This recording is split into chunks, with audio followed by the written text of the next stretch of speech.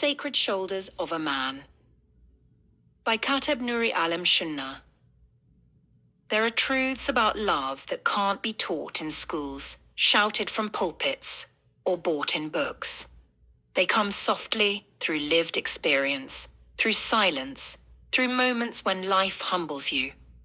They also come through the voices of our elders, the ones who lived before us, walked through storms with grace, and wore wisdom like a second skin. For me, many of those sacred truths came through the voice of my grandmother, Celestine. She had a way of saying things that made time stand still. Her words could heal or correct without ever raising her voice. I remember sitting at her feet while she shelled peas or stirred pots, and I, the youngest of all the grandchildren, soaked in her presence like parched earth drinks in the rain. And over the years, she sowed in me seeds of manhood, not the kind defined by muscles or money, but the kind rooted in honor, humility, and spiritual responsibility.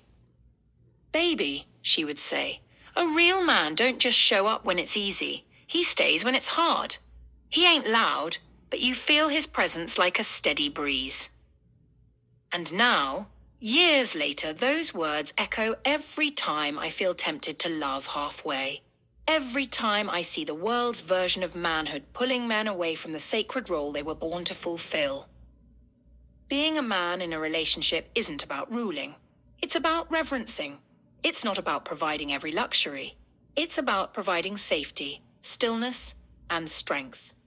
The shoulders of a man should be a sacred resting place, not a burden or a battlefield. Some women say, "I need a man to lead me and guide me," but that too has been twisted by culture. Real leadership in love doesn't mean dictatorship. It means guidance through example. It means standing firm when the winds blow and bending low when your partner needs comfort. It's not walking ahead of her like she's behind. It's walking beside her like you're building something sacred together.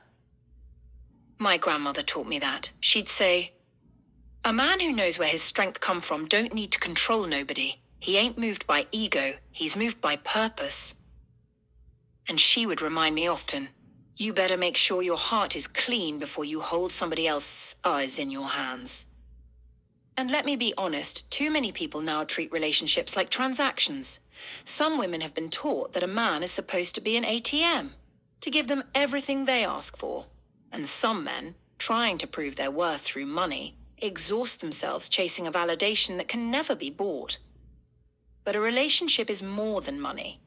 And if money determines your connection, then you don't have a relationship, you have a contract.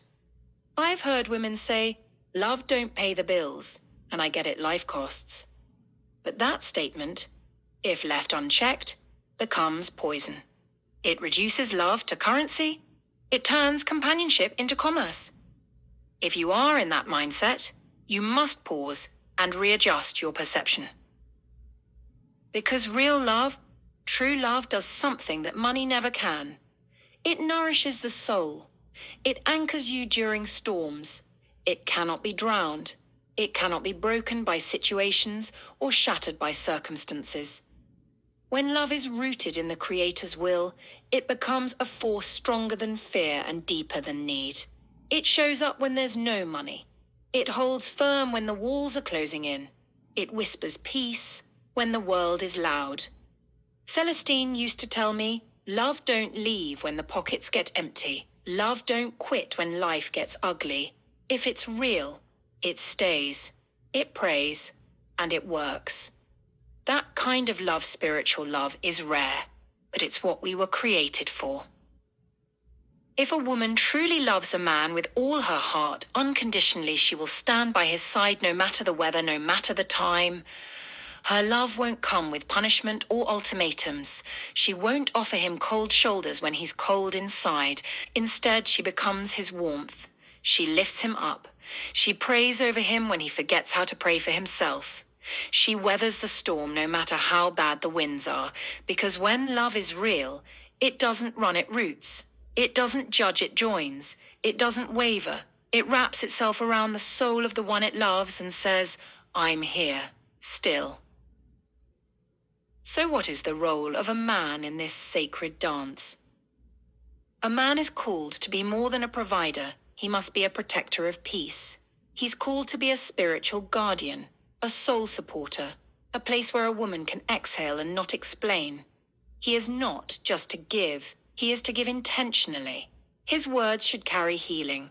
His silence should hold space. His presence should be a balm to the weary and a shelter for the sacred. And no, this doesn't mean a man shouldn't work or contribute.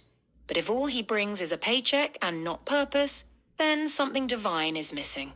The true offering of a man is not in his wallet, it's in his wisdom, his watchfulness, his willingness to love without condition. I learned from my grandmother that the way a man carries himself in private is even more important than how he moves in public. The world don't see everything, she said, but the Creator does. So love like someone's watching, and that someone is sacred. I'll never forget the day she told me, "Baby, don't you ever measure your manhood by your paycheck. Measure it by your peace, by how much you lift, not just with your hands, but with your spirit." And Lord, she was right. Because I've had money and still felt empty. I've had success and still felt alone. But when I loved deeply selflessly, I felt whole, complete, in harmony with something far greater than myself. A man's role in a relationship is to serve not with pride, but with joy. To uplift, not for recognition, but because love requires it. To listen, not to fix, but to understand. To lead not by control, but by consistency, Charity. And when a man gets this, when he embodies this, everything changes. The atmosphere shifts. The relationship breathes. The woman relaxes. The house becomes a sanctuary. To the men reading this, know that you are more than enough when you bring your soul to the table. Your presence matters more than your possessions. Your patience will outlast your pride.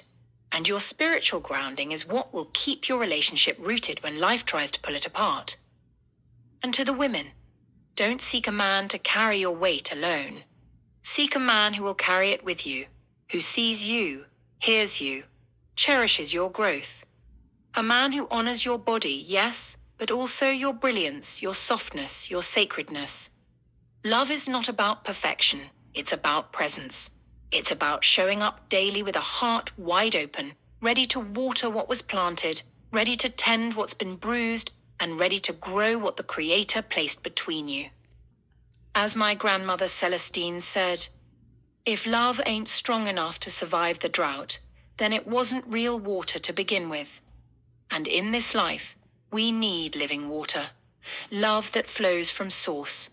Love that's sacred, solid, and seen by heaven.